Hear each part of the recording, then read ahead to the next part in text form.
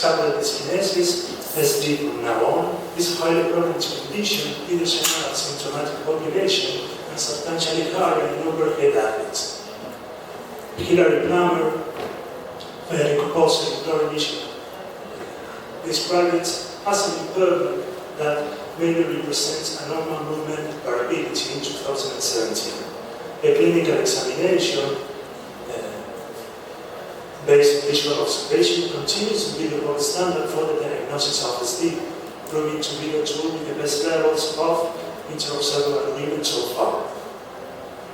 Therefore, the objectives of the present study were to describe the presence of SD in asymptomatic adult subjects using the SBT under three different conditions, and on the other hand, to evaluate inter-observer reliability.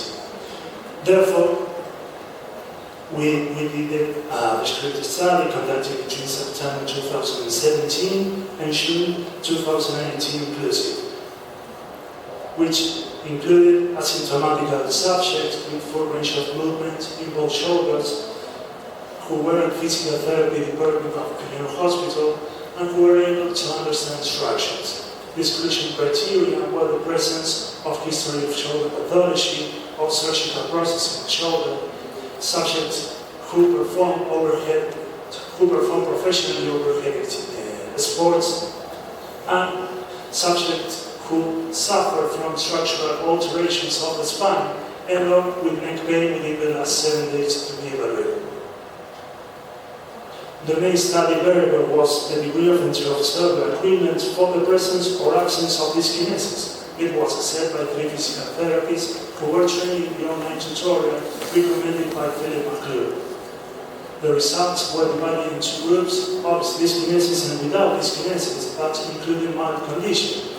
This particular group was carried out to simplify and improve the inter-observer reliability, as several authors proposed, and thus achieve a greater sensitivity.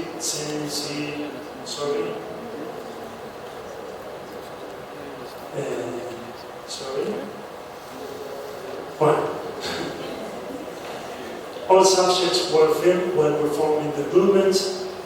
The evaluator A analyzed subjects through direct observation, while evaluator B did the same, and he could access to watch the video, and finally evaluator C only watched the videos. Evaluators could exchange information with each other, and other physical therapists collected and completed the results. As regards the results, as we can see in Table 1, we have the demographic characteristic of a sample. The mean age was 27 years, and only 6 of them performed overhead recreational activities. The presence of obvious dyskinesis was about 70% for evaluator A and B, and 83% for evaluator C. As regards the inter-observer reliability, the degree of global agreement between the 3 observers was about 0.25. Direct observation was of 0.11 compatible with a regular curve of both of them.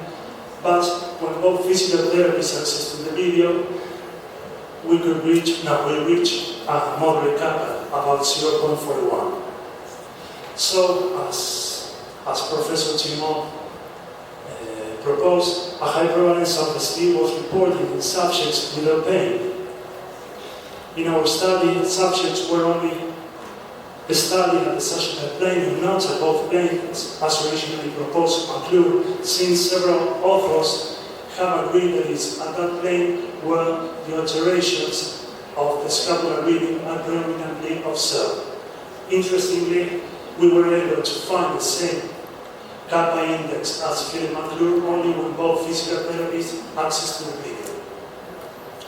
As also observed by Plummer, there is a high probability that the SD is simply due to a normal variability of the scapular movement, since in the meta-analysis of Hickory, 65% of the subjects with SD did not develop pain.